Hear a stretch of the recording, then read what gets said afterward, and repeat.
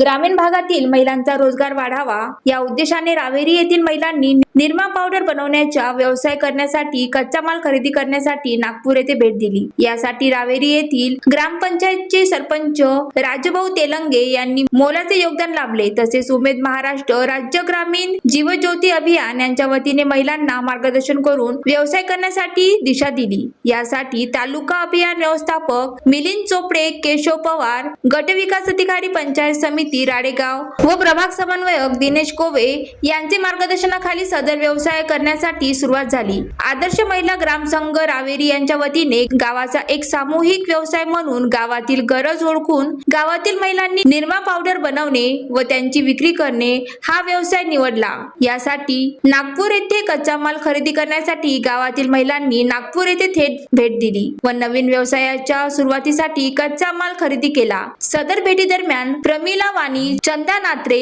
दुर्गा खेकारे, प्रणिता सहजबुद्धे, विद्या हिवरकर, सुनीता खारकर, वैशाली धोटे, वैशाली एकोणकर, नीता फरकाडे यांनी पुढाकार घेऊन भेट दिली। सदर व्यवसाय सुरू करणे यासाठी 13 समूहातील महिलांनी प्रति समूह 2000 रुपये गोळा केले व या व्यवसाय मध्ये गुंतवणूक केले। या व्यवसाय सुरू करताना गावातील महिलांच्या मनात आनंदाचे वातावरण व एक समाधान दिसत आहे। ज्वालादीप न्यूज साठी नरेश राऊत, यवतमाळ।